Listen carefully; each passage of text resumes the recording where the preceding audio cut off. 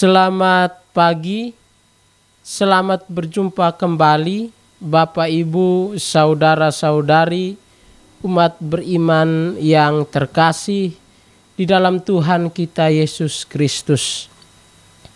Pada pagi hari ini dalam acara Mutiara Pagi yang disiarkan oleh RRI Sumba, saya akan membawakan renungan yang berjudul Disembuhkan dan Menyembuhkan.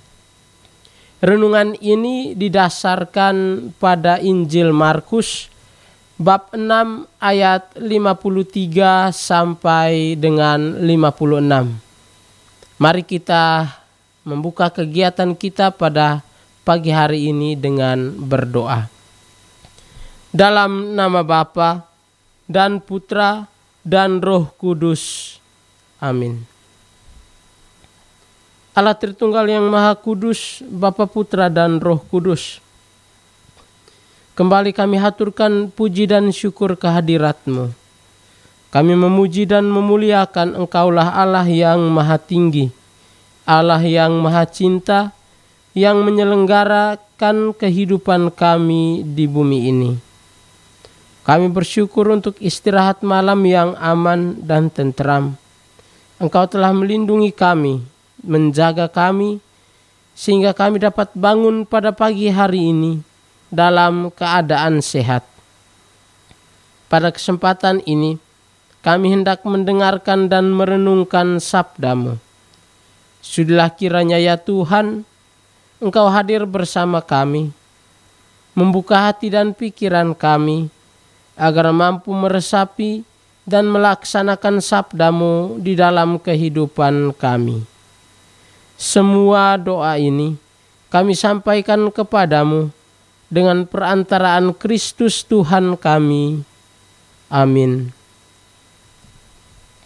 Mari kita bersama-sama mendengarkan sabda Tuhan.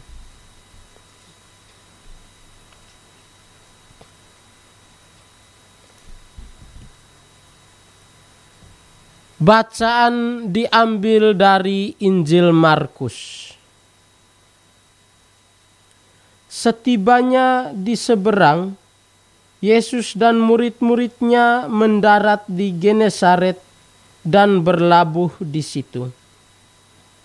Ketika mereka keluar dari perahu, orang segera mengenal Yesus. Maka berlari-larilah mereka ke seluruh daerah itu dan mulai mengusung orang-orang sakit di atas tilamnya kepada Yesus di mana saja kabarnya ia berada. Kemanapun ia pergi, ke desa-desa, ke kota-kota, atau ke kampung-kampung, orang meletakkan orang-orang sakit di pasar dan memohon kepadanya supaya mereka diperkenankan hanya menjamah jumbai jubahnya saja. Dan semua orang yang menjamahnya menjadi sembuh.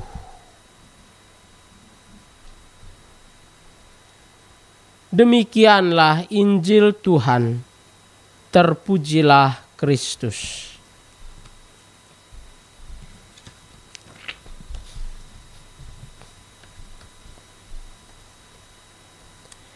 Bapak, Ibu, saudara-saudari, umat beriman yang terkasih di dalam Tuhan kita Yesus Kristus.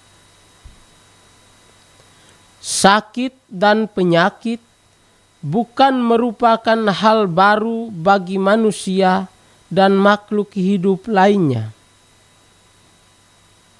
Sakit merupakan salah satu situasi batas yang dialami oleh manusia, dan tentunya situasi batas ini dapat diatasi. Setiap manusia pasti pernah mengalami sakit yang disebabkan oleh karena bakteri, virus, kuman, atau bahkan oleh kekuatan-kekuatan jahat. terlepas dari penyebabnya. Penyakit yang diderita haruslah disembuhkan. Penyakit yang dialami menimbulkan penderitaan bagi manusia. Oleh karena itu, penyakit yang diderita harus disembuhkan. Ada sakit yang ringan, sakit yang sedang, dan ada pula sakit yang berat, tergantung dari jenis penyakitnya. Proses penyembuhannya pun juga bergantung dari berat ringannya penyakit yang diderita. Bacaan Injil pada hari ini mengisahkan mukjizat penyembuhan yang dilakukan Yesus di daerah Genesaret. Genesaret merupakan salah satu daerah di seberang Danau Galilea. Mukjizat ini dilakukan setelah Yesus mengadakan 2 mukjizat lainnya, yaitu memberi makan kepada 5.000 orang dan berjalan di atas air. Barangkali mukjizat ini merupakan salah satu mukjizat di mana Yesus tidak melakukan sebuah tindakan atau mengeluarkan kata-kata. Setelah para murid dan Yesus menyeberangi danau, mereka tiba di daerah Genesaret. Ketika Yesus turun dari perahu, banyak orang yang mengenali Yesus. Oleh karena itu, mereka berlari ke seluruh daerah itu, memberitakan bahwa Yesus datang. Mereka pun berlari dan mengikuti Yesus kemanapun ia pergi. Siapakah orang-orang banyak itu? Penginjil Markus tidak memberikan keterangan lebih lanjut, tetapi mereka adalah orang-orang yang mengenal Yesus. Rupanya, cerita tentang Yesus sampai ke telinga mereka, sehingga mereka sangat bersemangat ketika melihat Yesus datang. Mungkin juga bahwa dari antara orang-orang banyak itu, ada yang pernah menyaksikan Yesus mengadakan sebuah mukjizat, dan mereka pun mungkin menceritakan hal itu kepada orang lain di daerah mereka, sehingga semua orang menjadi percaya. Yesus menjadi terkenal karena orang banyak ingin bertemu dengan Dia. Barangkali hal inilah yang membuat para ahli Taurat dan orang Farisi merasa kecewa dan tersaingi. Padahal Yesus datang bukan sebagai saingan mereka, tetapi sebagai juru selamat yang juga menyelamatkan orang-orang yang menganggap diri hebat tersebut. Orang-orang Genesaret yang ingin bertemu dengan Yesus memiliki tujuan tersendiri. Mereka ingin bertemu dengan Yesus karena mungkin mereka mendengar pengajarannya. Mereka juga membawa orang-orang sakit agar disembuhkan oleh Yesus. Orang-orang banyak itu ternyata memiliki kepedulian yang tinggi. Mereka ingin agar sesama yang mereka bawa memperoleh kesembuhan di dalam hidup. Mereka berlari untuk mendengarkan ajaran hidup, sekaligus membawa bersama mereka orang-orang yang haus akan ajaran hidup itu. Inilah gambaran masyarakat yang sebenarnya diinginkan oleh Yesus. Yesus menghendaki agar semua orang memperoleh keselamatan, entah di dunia ini, entah di dunia akhirat. orang-orang Genesaret telah menemukan sumber hidup yang sejati yang ada di dalam diri Yesus. Sumber hidup itulah yang ingin mereka alami dan mereka bagikan kepada orang-orang di sekitar mereka. Di akhir kisah, penginjil Markus menulis bahwa semua orang yang menjamah jumbai jubahnya menjadi sembuh. Kita pun diingatkan akan kisah Yesus yang menyembuhkan seorang wanita yang sakit pendarahan selama 12 tahun. Iman yang ditunjukkan perempuan yang sakit itu juga ditunjukkan oleh orang-orang Genesaret yang sakit, bahkan lumpuh. Pada zaman itu, penyakit yang diderita dianggap sebagai kutukan Tuhan atau dosa yang dilakukan baik oleh si sakit maupun orang tua ataupun nenek moyangnya. Oleh karena itu, penyembuhan yang paling utama ialah pertobatan dari dosa agar Allah memberikan pengampunan sekaligus kesembuhan kepada orang yang sakit. Namun, ada pula penyakit yang olehnya kuasa Allah ditunjukkan sehingga semua orang percaya kepada Allah.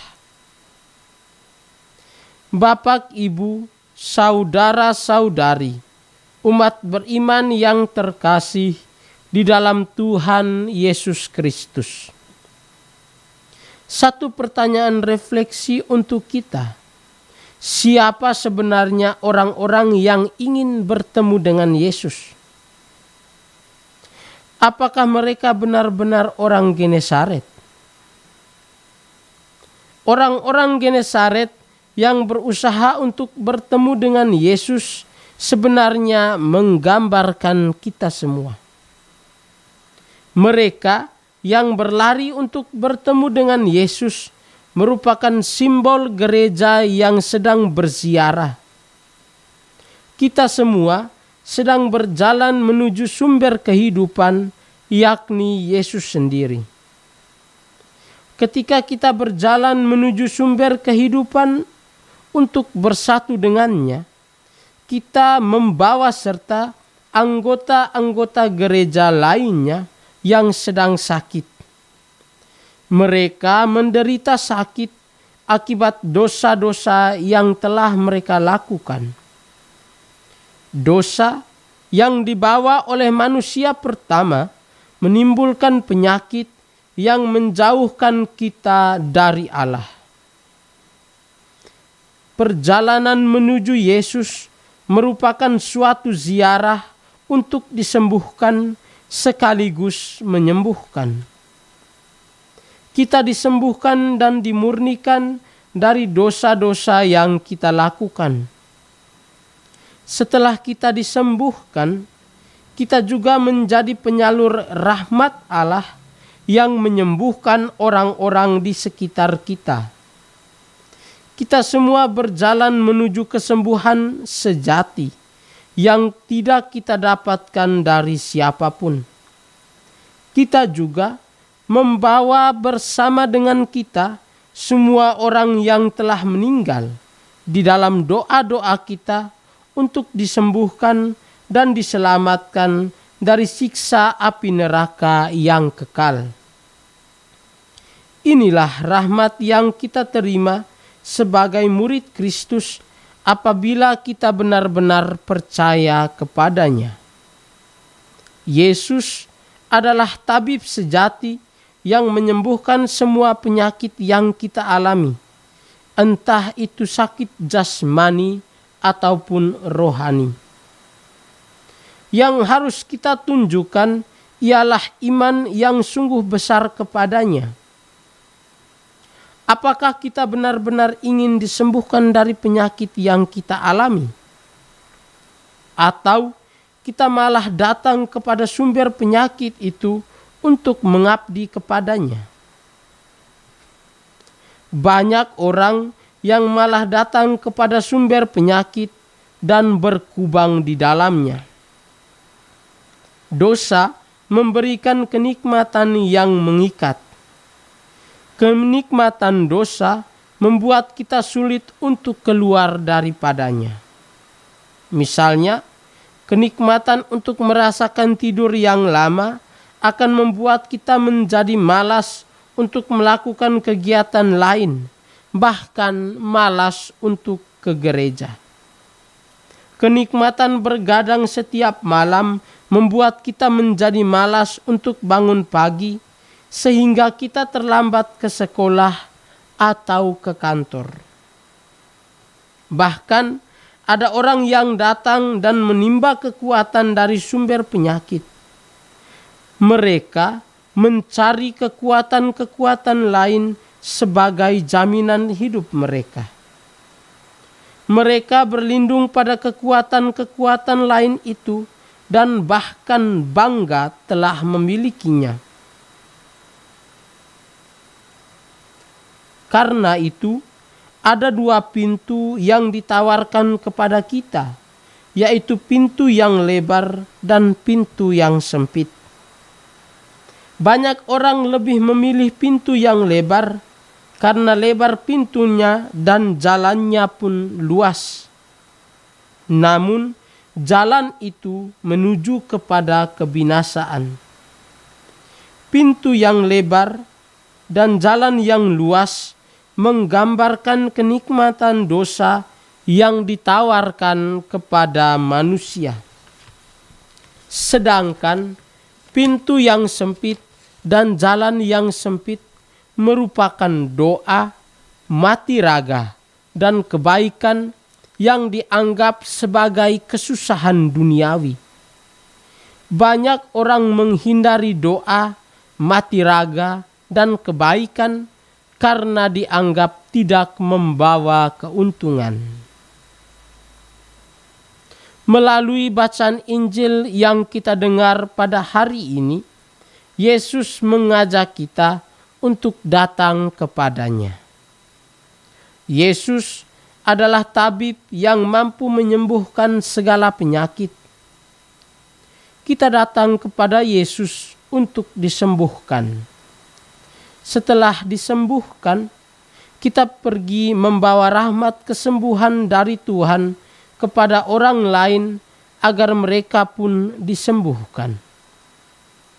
Kita pergi untuk disembuhkan sekaligus menyembuhkan. Amin.